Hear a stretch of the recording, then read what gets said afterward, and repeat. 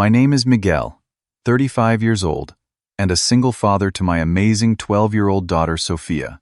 When I decided to reconnect with my estranged parents and brother during a Colorado mountain vacation, I never imagined the nightmare that would unfold. One moment, Sophia was hiking happily. The next, she was on the ground with a clearly broken leg. Their response still chills me. "We don't have time for the ER."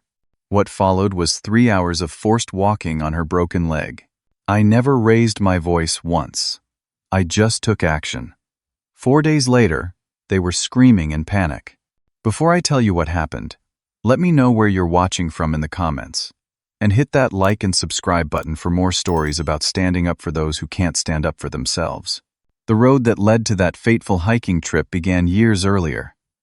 After my divorce from Lisa, Sophia's mother, I gained full custody when Lisa took a job opportunity in Singapore.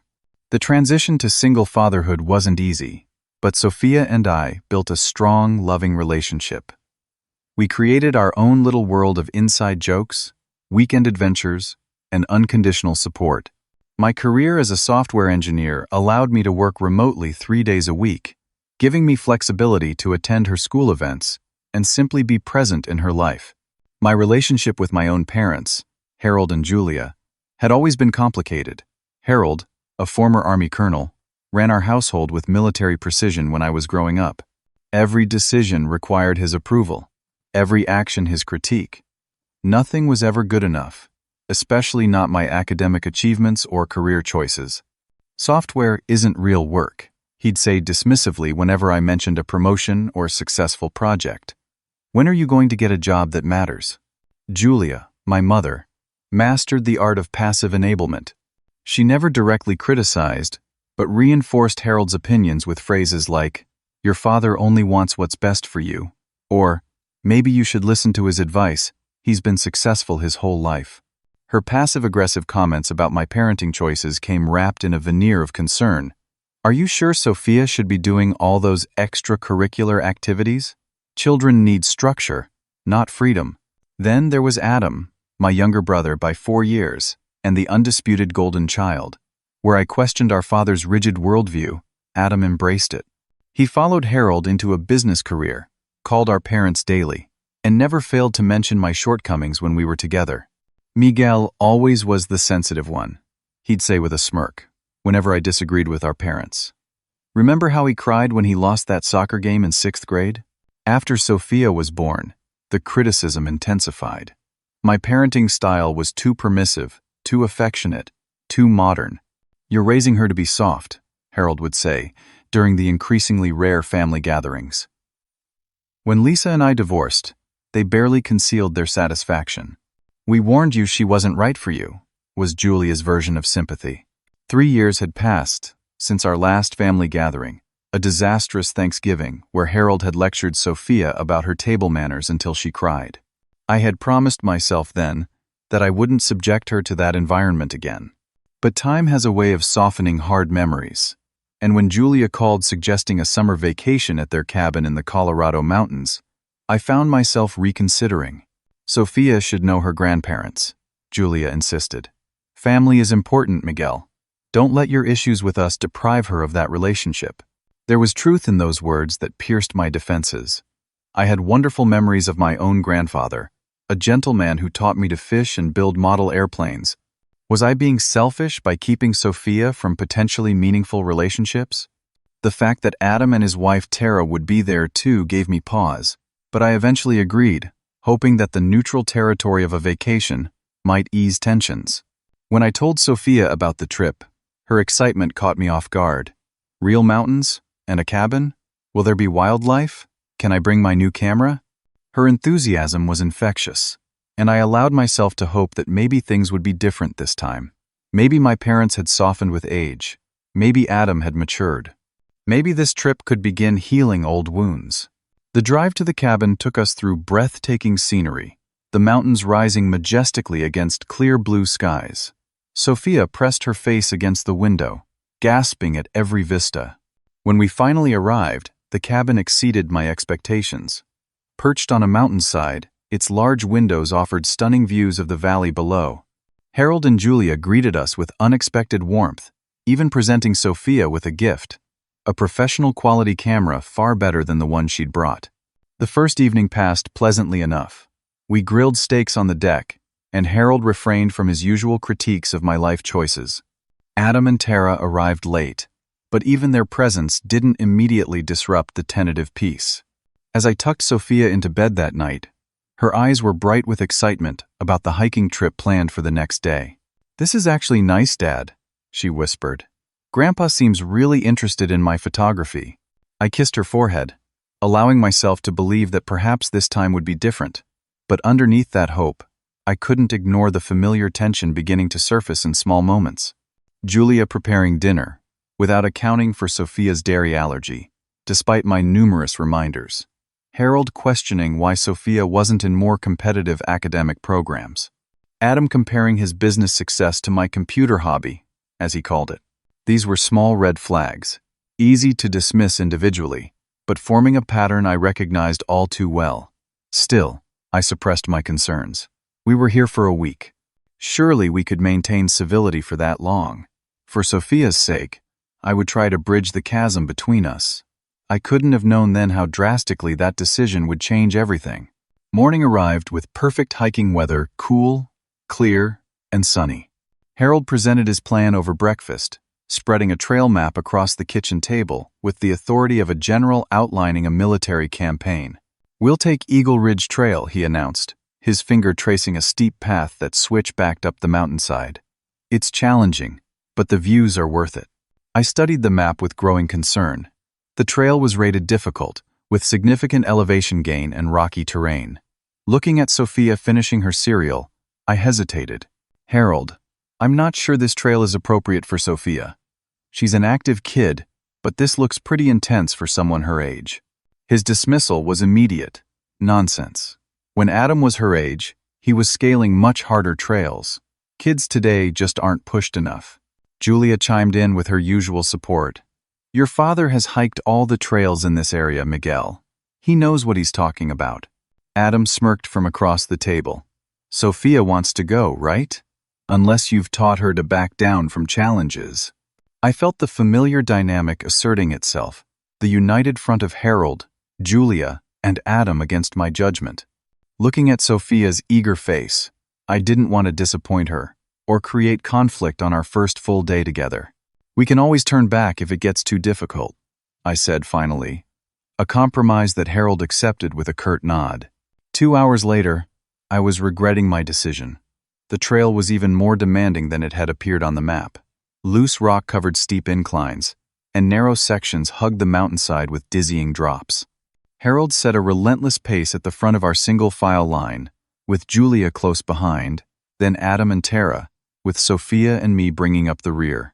The Colorado landscape was undeniably spectacular. Towering pines gave way to panoramic views of snow-capped peaks in the distance. Wildflowers dotted meadows with explosions of color. Under different circumstances, I would have been stopping frequently to help Sophia photograph these scenes. Instead, I found myself increasingly focused on her safety, noting her labored breathing and the slight drag in her steps. "Grandpa, can we take a break?" Sophia called ahead after a particularly steep section, her voice thin with exertion. "We'll rest at the summit," Harold called back without slowing. Building endurance is part of the experience. I could see Sophia struggling to meet expectations, pushing herself beyond her comfort zone to earn Harold's approval. It was a dynamic I knew intimately from my own childhood. Watching her experience, it filled me with a protective anger I struggled to contain. "We're taking 5, I announced firmly, guiding Sophia to a flat rock where she could sit. I handed her my water bottle and watched as she drank deeply. Harold stopped reluctantly, turning back with poorly concealed impatience. "The trail gets easier after the next ridge," he said, clearly eager to continue. Those words proved tragically false. The next section was the most challenging yet a narrow path covered with loose shale that shifted underfoot. We were traversing this treacherous stretch when it happened. One moment, Sophia was carefully picking her way along the trail ahead of me. The next, she was crying out as her foot slipped on the unstable surface. I lunged forward, but I was too late to catch her. She fell hard, her leg twisting unnaturally beneath her as she landed among the sharp rocks. Her scream tore through the mountain air, a sound of pure agony that stopped everyone in their tracks. I reached her in seconds, my heart hammering against my ribs. "Don't move, sweetheart," I said, trying to keep my voice calm as I knelt beside her. Her face had gone paper white, tears streaming down her cheeks as she clutched her lower leg. Even to my untrained eye, the injury was serious. Her shin showed an unnatural angle below the knee, and swelling was already visible, stretching the skin tight. When I gently tried to assess the damage, Sophia whimpered in pain. "I think her leg is broken," I called to the others who had gathered around us. "We need to get her to an emergency room." Harold stepped closer, looking down at Sophia with a frown. "Let me see," he demanded, kneeling down and prodding her leg with far less gentleness than I had. Sophia cried out, fresh tears spilling. "She's just being dramatic," he declared, standing up. "Probably just a sprain." "No, Dad, look at the angle," I insisted, pointing to the clear deformity. "That's not a sprain. She needs X-rays and proper medical attention." Julia hovered anxiously. "Are you sure, Miguel? Children often exaggerate pain." "I'm not exaggerating, Grandma," Sophia sobbed. "It really, really hurts." Adam moved closer, assessing the situation with the same dismissive expression I'd seen countless times. When I twisted my ankle in high school, Dad made me walk it off. I was fine the next day. "This isn't a twisted ankle," I said, struggling to keep my voice even. "Her leg is broken. We need to get back to the car and find the nearest hospital." Harold's face hardened into the expression I knew preceded an immovable decision. "We're almost at the summit. We've been planning this hike for months. We're not turning back now." I stared at him in disbelief. "Are you serious? Your granddaughter is injured, and she'll be fine," he snapped. "This is exactly why she's soft. You coddle her. When children get every little injury treated like an emergency, they never develop resilience." Julia placed a hand on Harold's arm, not to contradict him but to soften his delivery. "What your father means is that sometimes these things look worse than they are. Let's just see if she can stand." I positioned myself protectively between them and Sophia. "She's not standing on that leg. It's broken." "You're not a doctor," Adam interjected. "Stop diagnosing her. I don't need to be a doctor to recognize a broken bone." I shot back, thinking of my first aid training from years as a summer camp counselor. The deformity, swelling, and extreme pain are textbook symptoms. Harold's voice took on the commanding tone that had silenced arguments throughout my childhood. "Here's what's going to happen. We're continuing to the summit as planned. Sophia will come with us. If the leg is still bothering her when we get back to the cabin, we can discuss medical options then." I looked from Harold to Julia to Adam, searching for any sign of reason, any crack in their united front. Finding none, I turned back to Sophia, whose eyes were wide with fear and pain. "We're not doing that," I said quietly, the decision crystallizing in my mind. "I'm taking my daughter back down the trail and to a hospital." "And how exactly do you plan to do that?" Harold challenged. "The car is locked, and I have the only key. Unless you plan to carry her all the way back down this mountain." In that moment, I realized my position.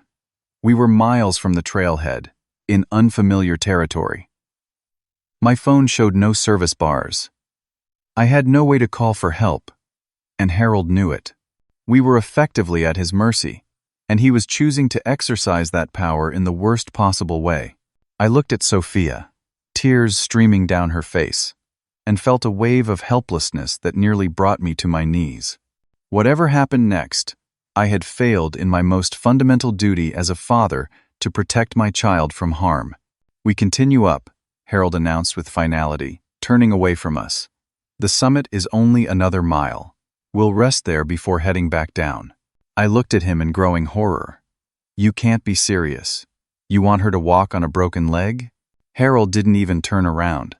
"Walking will help determine if it's actually broken or if she's just looking for attention."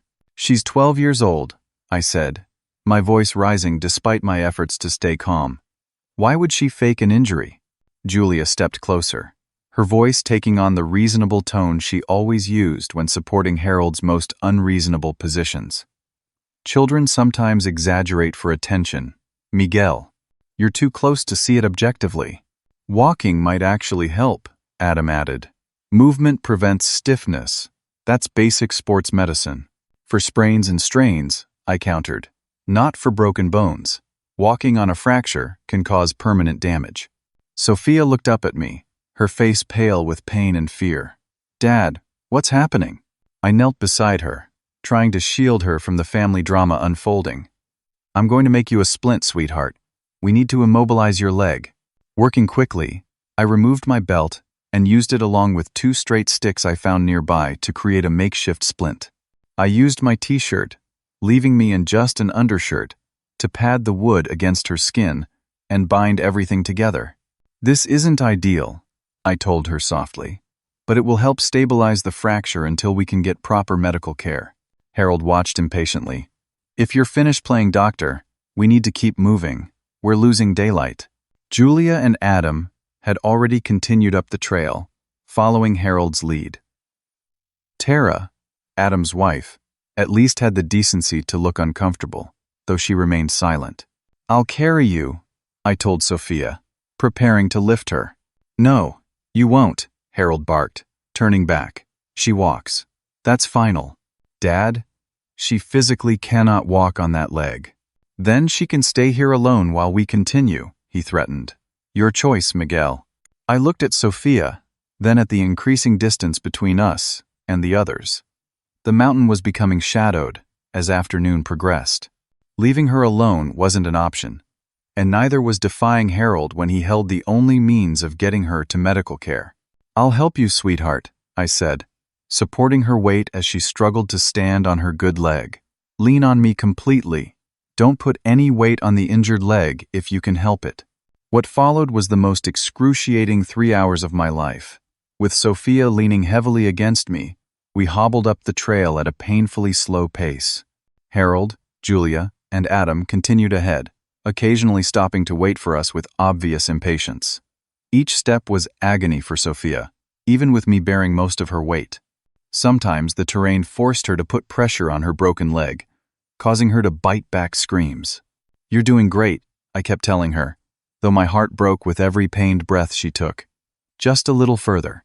It hurts so much, Dad, she whispered, her face drenched with sweat despite the cool mountain air. I know, baby, I know. I was frantically trying to figure out a solution. With each passing minute, I grew more concerned about the damage being done to her leg. The swelling had increased alarmingly, stretching against my makeshift splint. Twice we encountered other hiking groups who offered help. The first was a couple with emergency medical training who recognized the severity of Sophia's injury immediately. That leg needs to be professionally set, the woman said, after a quick examination. We have a satellite phone if you need to call for evacuation. Before I could accept their offer, Harold stepped in. Thank you, but we've got it under control. Family situation.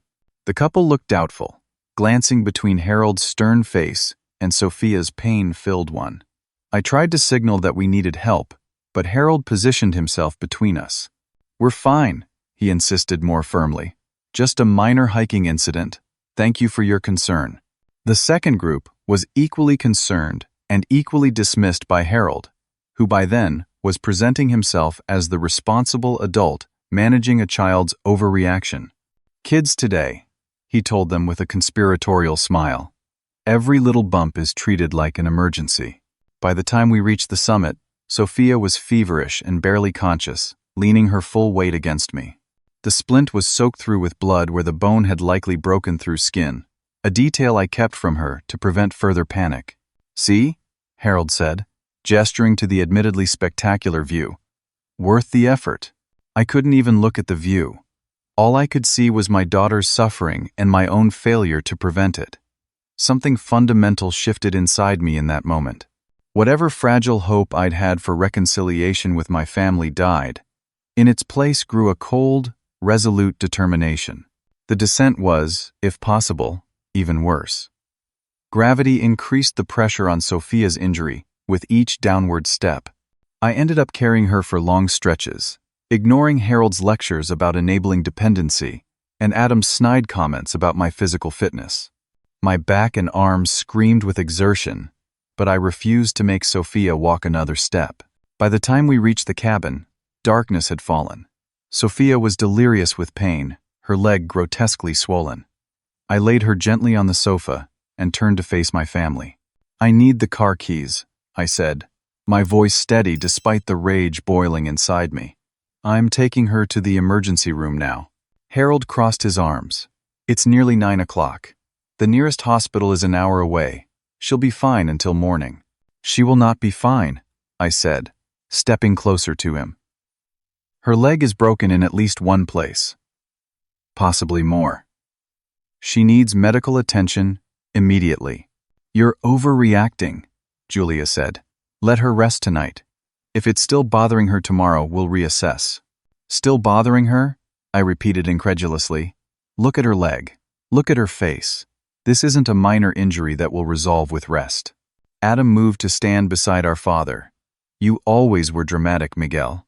Remember when you insisted I had appendicitis that time, and it was just gas?"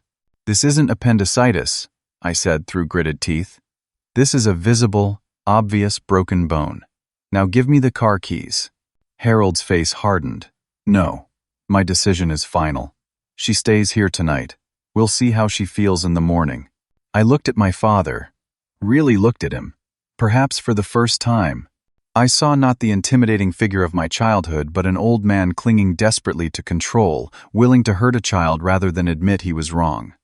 In that moment, I made my decision. Without another word, I took out my phone and ordered an Uber, grateful to see we were just within range of service. Then I gathered Sophia in my arms and walked out the door, leaving my stunned family behind. The Uber driver took one look at Sophia and immediately cleared his back seat, helping me make her as comfortable as possible for the hour-long drive to the nearest emergency room. He drove quickly but carefully, frequently checking in his rearview mirror. "My daughter broke her leg too, when she was about your age," he told Sophia gently, trying to distract her from the pain. "The doctors fixed her right up. She plays soccer now." Sophia managed a weak smile, but her condition was deteriorating rapidly. The swelling had continued to increase, stretching the skin of her lower leg to a shiny, tight surface. Her temperature was rising, and her consciousness was becoming intermittent. "Almost there," I kept telling her, though each minute felt like an eternity. "Just hold on, sweetheart." When we finally arrived at Mountain Valley Medical Center, events moved quickly. The triage nurse took one look at Sophia and immediately called for assistance. Within minutes, she was on a gurney surrounded by medical staff. "How long ago did this injury occur?" a doctor asked sharply, carefully cutting away my makeshift splint. "About 6 hours," I replied, watching anxiously as they worked. The doctor looked up, his expression impossible to read. "And has she been walking on it during that time?" "She was forced to," I said, the words bitter in my mouth. "We were hiking, and my family refused to end the trip early." A silence fell over the medical team, the kind of silence that speaks volumes. The triage nurse caught my eye and gave a small nod toward the hallway. "Sir, could I speak with you privately for a moment?" she asked. In a small consultation room, she introduced herself as Sandra and sat across from me. "I need to ask you some difficult questions about what happened today," she said. Her tone was professional, but gentle. "I understand," I replied. "And I want to be completely transparent. My daughter was injured, and my parents and brother refused to seek medical care for her. Instead, they forced her to continue hiking for 3 more hours." Sandra made notes as I explained the full situation. "We're required to report potential cases of medical neglect," she told me.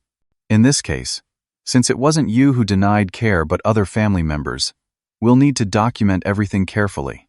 "I want it documented," I said firmly. "What they did was unconscionable." She nodded. "Dr. Garcia will want to speak with you as well. In the meantime, they're taking Sophia for X-rays. Would you like to be with her?" I didn't need to be asked twice. I followed her to radiology, where Sophia lay pale and frightened on the imaging table. I held her hand between scans, murmuring encouragement. The X-ray technician's expression grew increasingly grim as she viewed the images appearing on her screen. Without commenting, she called in Dr. Garcia, who studied the films with the same serious expression. "Mr. Reyes," he said finally, "your daughter has a comminuted tibial fracture with displacement. In simpler terms, her shin bone is broken in multiple places, and the fragments have shifted out of alignment. She's going to need surgery to set the bone properly and place internal fixation pins and plates." I swallowed hard. "How soon?" "Immediately," he replied. "The delay in treatment has caused complications.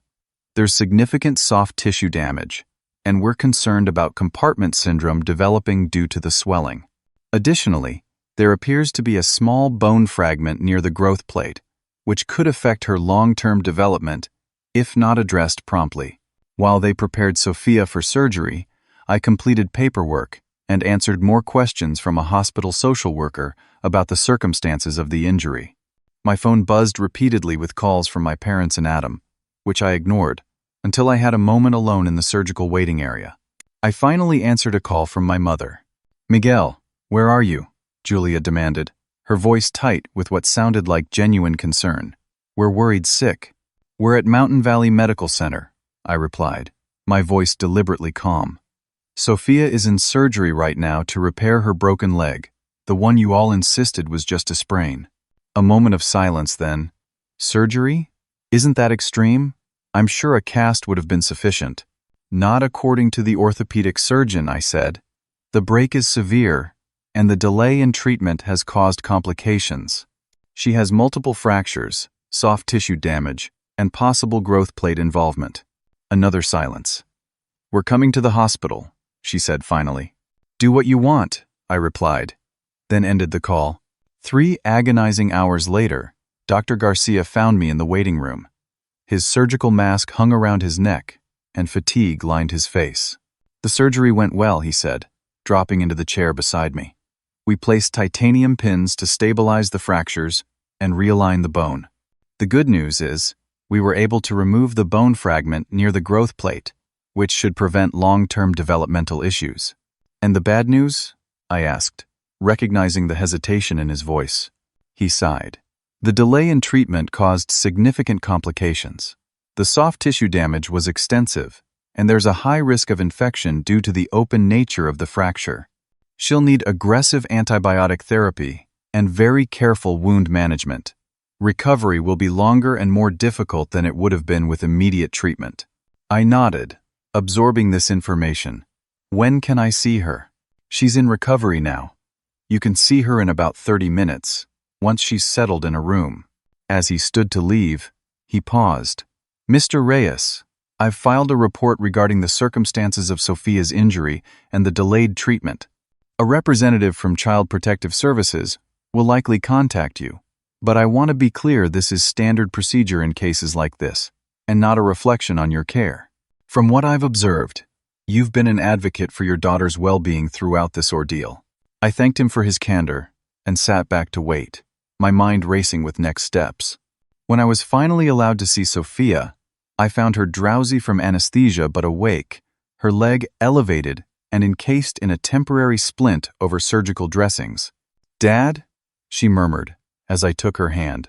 "I'm right here, sweetheart," I assured her. "The surgery went well. You're going to be okay." "My leg really was broken," she said, a note of vindication in her tired voice.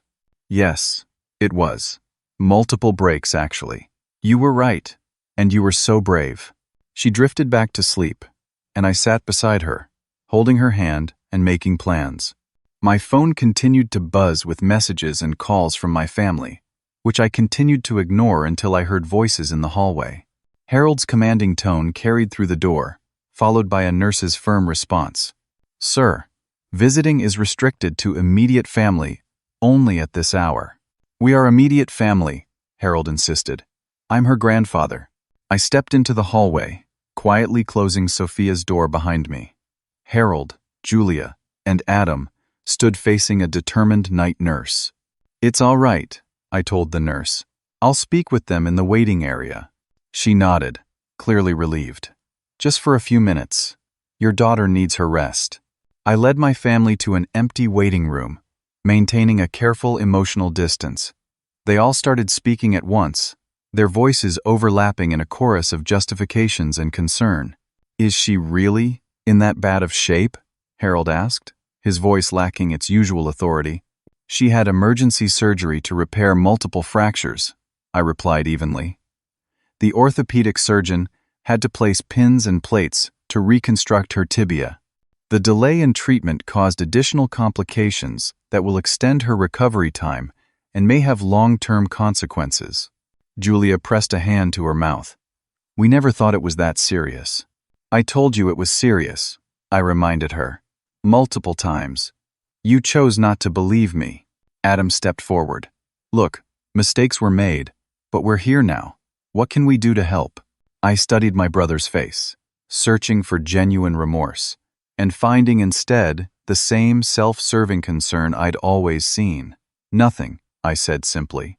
There's nothing you can do. Now, Miguel, Harold began, his tone suggesting he was about to take control of the situation. No, I interrupted. You don't get to do that anymore. You don't get to dismiss me, override my decisions, or pretend you know better. Your arrogance and stubbornness caused serious harm to my child. There's no coming back from that. The hospital staff treated my family with professional courtesy but noticeable coolness. The night nurse kept her eye on us throughout our conversation, and when a security guard casually strolled past the waiting room twice in 5 minutes, I suspected it wasn't coincidental. As they finally prepared to leave, Harold attempted one last assertion of authority. We'll come back tomorrow morning. Early. This isn't over, Miguel. I met his gaze steadily. Yes, it island. As I returned to Sophia's room, I knew with absolute certainty that something had changed irreversibly. The ties that had bound me to my family's toxic dynamics had been severed completely. In their place was a new, steel resolution.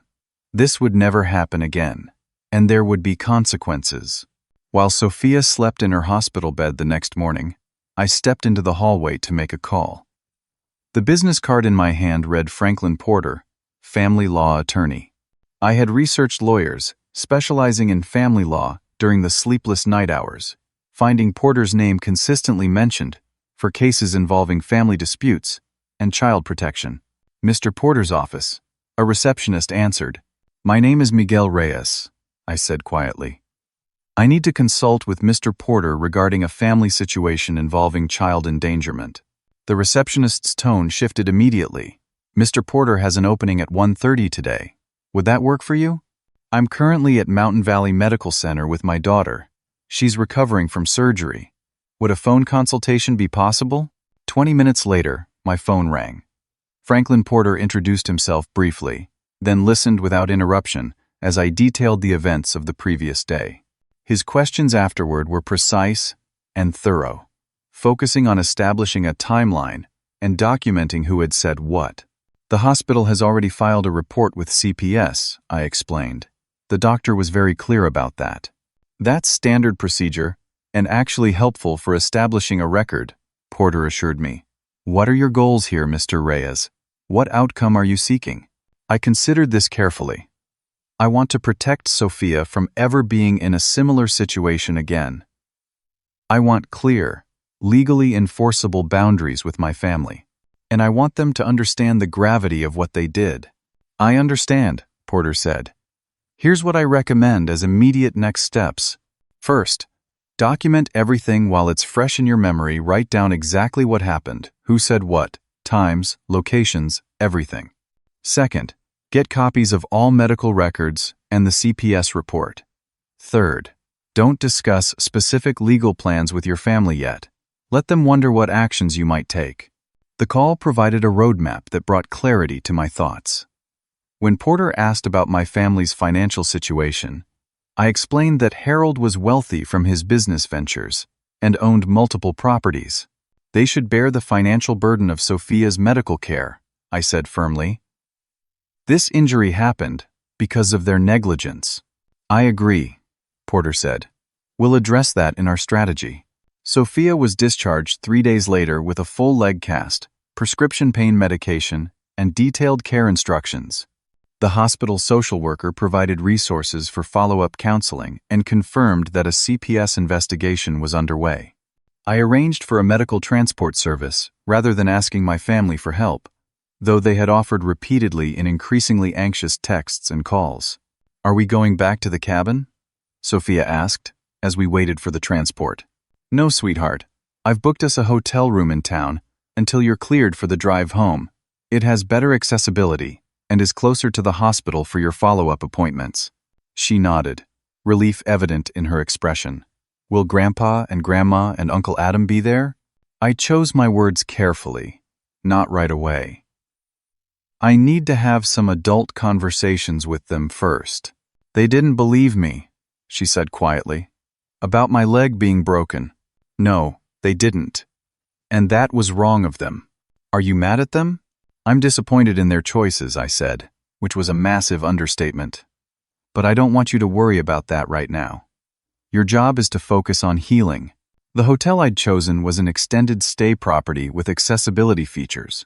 I'd arranged for medical equipment to be delivered grocery service, and everything else we would need for at least a week. What I hadn't arranged was for my family to be involved in any way. They showed up anyway, of course. Harold, Julia, and Adam arrived at the hotel the evening after our discharge, having tracked us down through the hospital. I met them in the lobby, unwilling to let them near Sophia. "She needs rest," I said firmly when Julia protested. The orthopedic surgeon was very clear about limiting visitors and maintaining a calm environment. "We're not just visitors, we're family," Harold insisted. "And this whole situation has gotten out of hand. You're overreacting, Miguel." I studied my father's face, noting how he still, even now, couldn't acknowledge the harm they had caused. "The surgical team that reconstructed Sophia's shattered tibia would disagree with your assessment," I said evenly. "So would the infection specialist who's monitoring her for osteomyelitis due to the delayed treatment." Adam stepped forward. "Look, we all feel terrible about what happened, but kids get injured all the time. It's part of growing up. This wasn't a skinned knee from falling off a bike," I replied. "This was a serious injury that you all actively prevented from being treated properly. And now you're still minimizing it."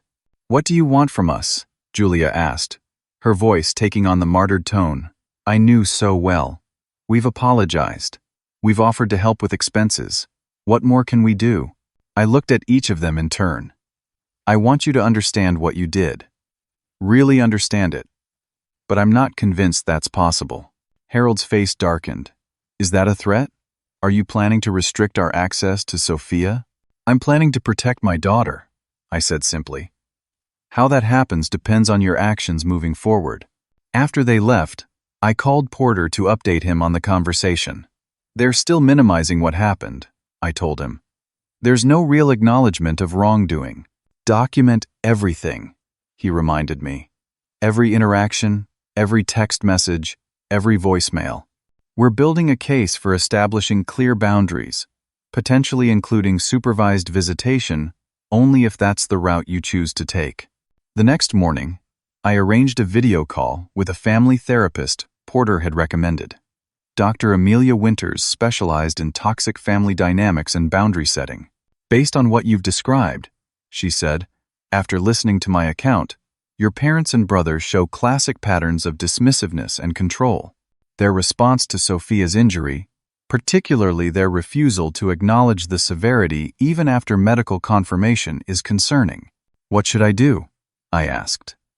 "Cut them off completely? Try to establish boundaries? I'm worried about Sophia getting caught in the middle." "Have you asked Sophia what she wants?" I hadn't, I realized. I'd been so focused on protecting her that I hadn't considered her own feelings about maintaining a relationship with her grandparents and uncle. That afternoon I broached the subject gently. "Sophia, how do you feel about seeing Grandpa and Grandma and Uncle Adam again?" She considered the question with surprising maturity.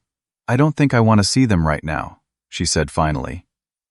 "They made me walk, even though it hurt so much, and they made me feel like I was lying." "That was wrong of them," I agreed.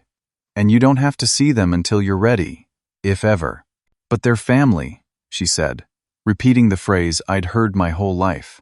Family should treat you with kindness and respect, I told her. Being related by blood doesn't give anyone the right to hurt you. In the following days, I systematically built my case. I requested detailed medical reports documenting the nature of Sophia's injuries and the complications caused by delayed treatment. I compiled a timeline of events with exact quotes from my family members.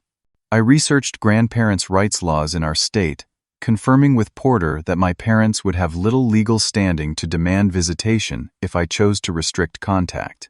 I also began tracking expenses: the emergency room visit and surgery, the hotel stay, the medical transport, the equipment rentals, the follow-up appointments, the estimated physical therapy costs. The total was substantial, exactly as it should be for my family to understand the tangible consequences of their actions. 5 days after Sophia's surgery, I received a call from the CPS investigator assigned to our case. She had interviewed the medical staff and reviewed the reports, and now wanted to speak with Sophia and me. "We can arrange that at your convenience," I told her. Sophia is still recovering, but she's able to talk about what happened.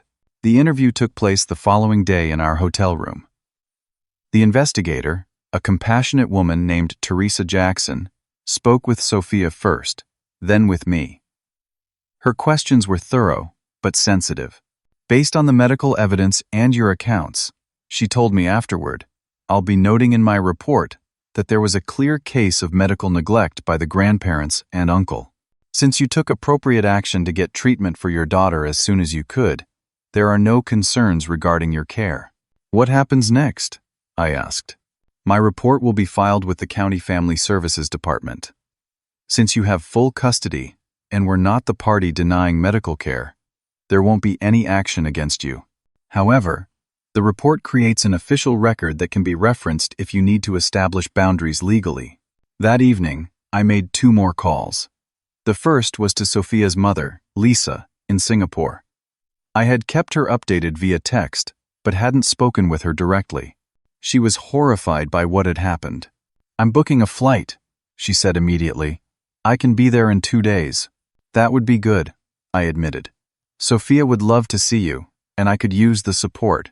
The second call was to inform my family that I had been recording our conversations since the hospital, as my state permitted single-party consent for recordings. Their dismissive comments about Sophia's injury, their minimization of the severity, their attempts to shift blame, all of it was documented. Harold's shock quickly turned to anger. "You were recording us? Without our knowledge?" "Yes," I said simply. "I needed to document your responses for legal purposes." "Legal purposes?" Julia repeated, her voice rising. "What are you planning, Miguel?" "I'm planning to protect my daughter," I replied. "The same thing I've been trying to do since she was injured." "This is ridiculous," Adam cut in. "You're threatening legal action over a hiking accident?" "No," I corrected him. "I'm establishing consequences for your deliberate choice to deny medical care to a seriously injured child, and then to force her to walk on a broken leg for 3 hours. I could almost hear the shift in their understanding, the first real comprehension that this situation had moved beyond family disagreement into potential legal jeopardy. "What do you want?" Harold asked, his voice uncharacteristically uncertain. "I'll have my attorney contact you," I said, and ended the call.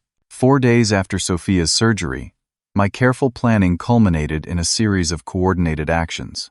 That morning, Harold, Julia, and Adam each received a formal letter from Franklin Porter outlining potential charges of child endangerment and medical neglect, along with a detailed accounting of all medical expenses related to Sophia's injury and subsequent care.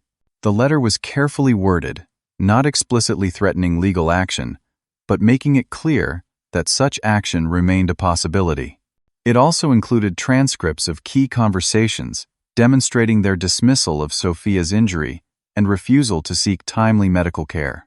Simultaneously, I filed paperwork with the family court requesting specific limitations on my parents' and brother's access to Sophia, including a requirement for supervised visitation only and mandatory completion of a parenting education course before any visitation could begin. The final component was delivered by courier to their cabin, a flash drive containing audio recordings of our conversations following the injury, along with photographs documenting Sophia's injury progression and medical imaging showing the severity of the breaks.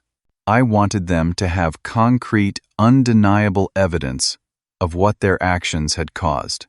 No more minimizing, no more dismissing. The truth in full, brutal detail. Lisa arrived that afternoon, stepping into the hotel room with a gasp at the sight of Sophia's extensive cast and the medical equipment surrounding her. After an emotional reunion, she and I stepped into the hallway to talk. "I can't believe your parents did this," she said, her voice tight with anger. "I always thought they were controlling, but this is beyond anything I imagined. I should have protected her better," I admitted. "I should never have brought her on this trip." Lisa shook her head. "You couldn't have predicted they would refuse medical care for a clearly broken bone. That's not normal behavior, Miguel. That's pathological." Her support strengthened my resolve as we prepared for the inevitable fallout. It came sooner than expected. My phone began ringing incessantly that evening. Harold, then Julia, then Adam, cycling through again and again. I let the calls go to voicemail, listening to the messages later with Lisa. "You had no right to send that lawyer letter," Harold fumed in his message. "This is a family matter, not a legal one." Julia's voice was tearful and manipulative. "We love Sophia. We would never intentionally hurt her. You're tearing the family apart over a misunderstanding." Adam's message was the most telling. "Do you have any idea what kind of trouble you could cause for Dad's business if this gets out? People respect him in this community. Think about what you're doing." None of them, I noticed, expressed genuine concern for Sophia's well-being or acknowledged the severity of what they had done. Their concern remained focused on themselves, the potential damage to their reputations, the inconvenience of court hearings, the embarrassment of being held accountable. "They still don't get it," I told Lisa. "Not really. They might never get it," she replied. "Some people can't admit when they're wrong, especially when the consequences are this serious." The next morning brought more calls, more voicemails, each increasingly desperate. By afternoon, Harold had moved from anger to bargaining. "Whatever the medical bills are, I'll cover them," he promised in his latest message. "Just call off your lawyer. We can work this out as a family." I didn't respond. I had consulted with Porter about the most effective approach, and he had advised maintaining distance while the legal process began to unfold. "Let them feel the weight of potential consequences," he suggested. "Often, that's the only thing that creates real change in these dynamics." 4 days after sending the legal notice, exactly 1 week after Sophia's surgery, the situation reached its climax. I received a call from a number I didn't recognize and almost didn't answer. When I did, it was a sheriff's deputy from the county where my parents' cabin was located. "Mr. Reyes? This is Deputy Wilson. I'm at your parents' residence. They've been served with documents regarding an investigation into allegations of child neglect and endangerment. I understand you're the reporting party."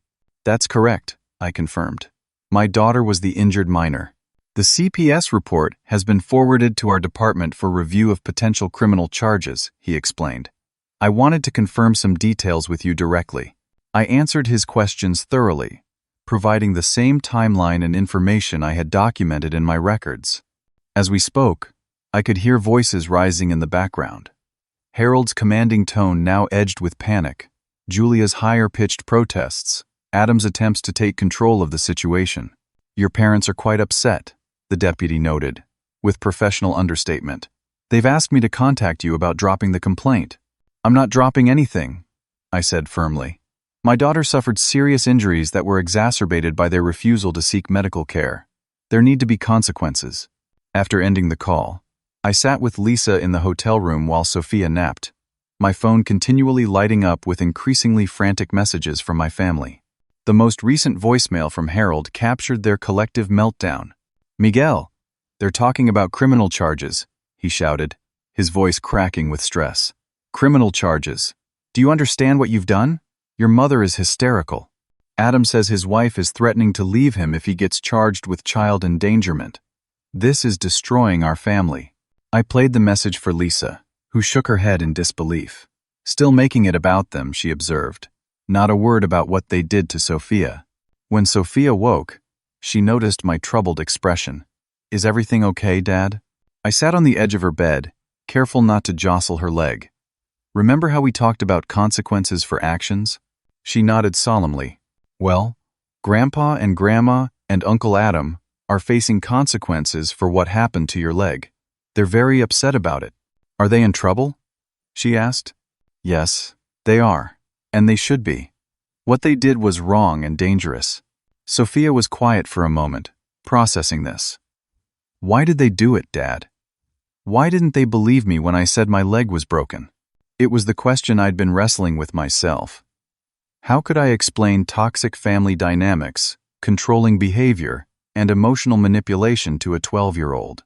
"Some adults have trouble admitting when they're wrong," I said carefully.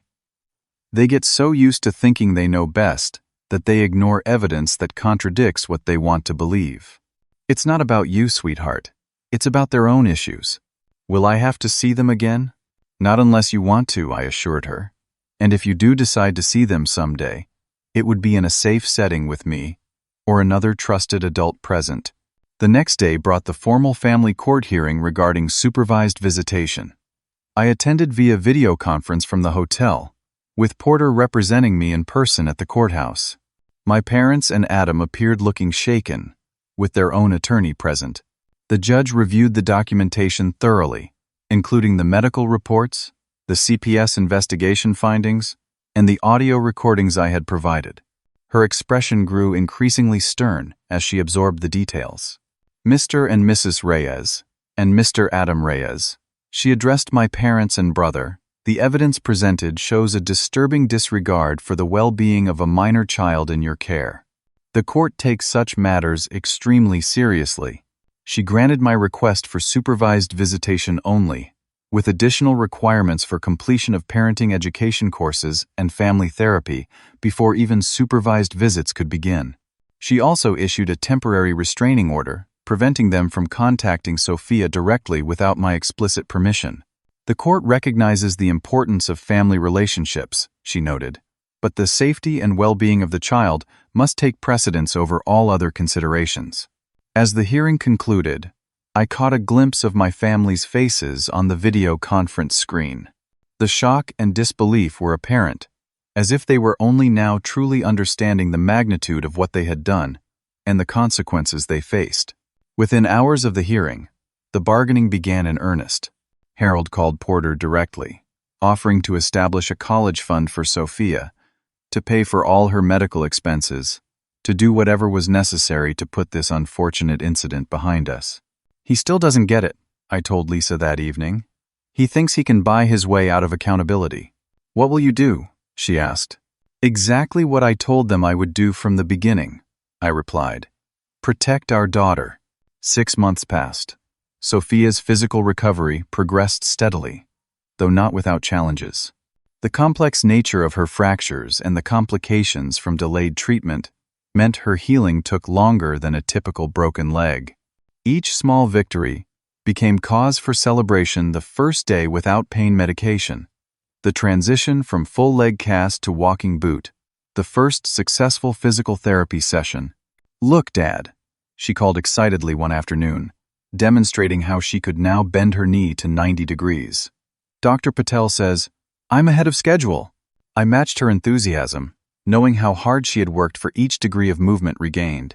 The physical therapist had become one of Sophia's favorite people, turning grueling exercises into games and challenges that appealed to her competitive spirit. "You're doing amazing, sweetheart," I told her, genuinely proud of her resilience. The emotional healing was more complex. Sophia worked with a child psychologist who specialized in medical trauma, processing not just the physical pain she had endured, but the deeper hurt of having her suffering dismissed by family members. "It's okay to be angry at them," Dr. Bennett assured her during a session I sat in on, "and it's okay if you're not ready to forgive them yet, or ever." "I'm mostly sad," Sophia admitted. "I wanted to have grandparents like my friends do, ones who bake cookies and come to school plays." "Family relationships can be complicated," Dr. Bennett explained. Sometimes the people who are supposed to care for us aren't capable of doing it in healthy ways. That's not your fault. My own healing journey ran parallel to Sophia's. I found a support group for parents establishing boundaries with toxic family members, where I could share my experience without judgment. The group helped me work through the lingering guilt and second-guessing that occasionally surfaced. You did the right thing, Lisa assured me during one of our co-parenting discussions. She had extended her stay in the States to support Sophia's recovery before eventually returning to Singapore. You protected our daughter when she needed you most. My relationship with my parents and Adam evolved cautiously over those months. After the initial legal confrontations, they had each responded differently to the enforced distance and mandatory education. Harold, surprisingly, was the first to show genuine signs of change. The parenting education course had been a revelation to him, according to the family therapist overseeing their progress. Your father has never been exposed to modern concepts of child development and emotional intelligence, Dr. Rivera explained during one of our check-in calls. He's beginning to recognize how his military background influenced his parenting style in ways that were harmful. Julia attended separate therapy sessions, working to develop an identity independent of Harold's domineering presence. She's acknowledging her role as an enabler, Dr. Rivera reported. It's painful for her to face, but necessary for any real change. Adam proved the most resistant, attending the required sessions but participating minimally. His resentment remained obvious, his primary concern still focused on how the incident had affected him rather than Sophia. The first supervised visit occurred 4 months after the incident. Sophia had expressed cautious willingness to see her grandparents, not Adam, she specified, but only with me present, and with the right to end the visit at any time. We met in Dr. Rivera's office, a neutral space with professional support available. The reunion was awkward but significant. Harold and Julia entered tentatively, both looking older and more subdued than I remembered. "Thank you for agreeing to see us," Harold said to Sophia, his usual commanding tone replaced by something more humble. Sophia nodded, watching them warily from her seat beside me. "We brought you something," Julia said, producing a small gift bag. I intercepted it gently. "We agreed no gifts for this first meeting," I reminded them. "Just conversation." Julia looked flustered. "Of course, I forgot. I'm sorry." Dr. Rivera guided the conversation skillfully, helping Harold and Julia express genuine remorse without excuses or justifications. They listened as Sophia explained, in her direct 12-year-old way, how their actions had made her feel. "It hurts so much, and you made me keep walking," she told them. "And you said I was making it up." Harold's eyes glistened with uncharacteristic tears. "I was wrong," he said simply. "Terribly wrong. I'm so sorry, Sophia." It wasn't an instant reconciliation. There was no dramatic forgiveness scene or tearful embrace. But it was a beginning, a small step toward whatever new relationship might be possible. Over the following months, these supervised visits continued with gradually decreasing tension. Harold and Julia completed their required courses and continued voluntary therapy. They respected the boundaries I established around communication and visits. The legal proceedings regarding potential criminal charges were resolved with a plea agreement that included community service hours and mandatory parenting education for all 3 of them. Adam remained distant, attending only the legally required sessions and making minimal effort toward reconciliation. His absence was noted, but not dwelled upon. Some relationships, I had learned, cannot and should not be forced. As the 1-year anniversary of the incident approached, Sophia and I took a quiet day for reflection. Her recovery had progressed remarkably, though she would always have hardware in her leg and scars both physical and emotional from the experience. "What would you say was the biggest thing you learned from everything that happened?" I asked her as we shared ice cream on our apartment balcony. She considered the question with the thoughtfulness that had always been her hallmark. "I learned that being strong doesn't mean pretending you're not hurt," she said finally. "Real strength is admitting when you need help." Her insight brought tears to my eyes. "That's wisdom beyond your years, sweetheart." "What about you, Dad? What did you learn?" I thought about the journey of the past year, the painful breaking and careful mending of family bonds, the discovery of my own voice and boundaries. I learned that sometimes the quietest actions speak the loudest, I told her.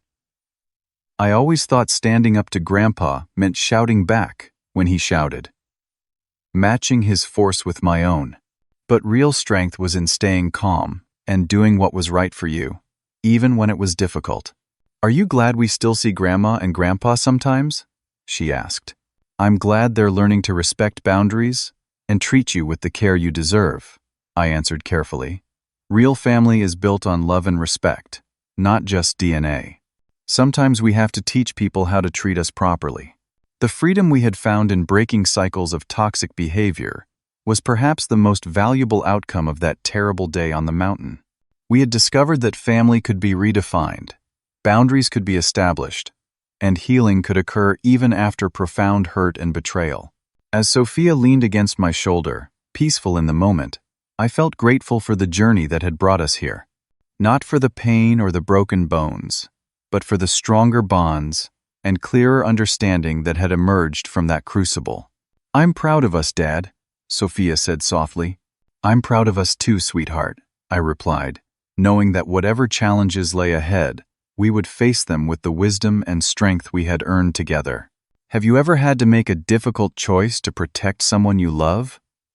Sometimes the hardest decisions are the quietest ones, made without drama, but with absolute conviction. If this story resonated with you, please share your thoughts in the comments below. Don't forget to like and subscribe if you want to hear more stories about finding strength in difficult situations, and share this video with someone who might need to be reminded that setting boundaries with family is not just okay, it's sometimes necessary for healing. Thank you for listening to my story. And remember, true family is defined by love and respect, not just blood.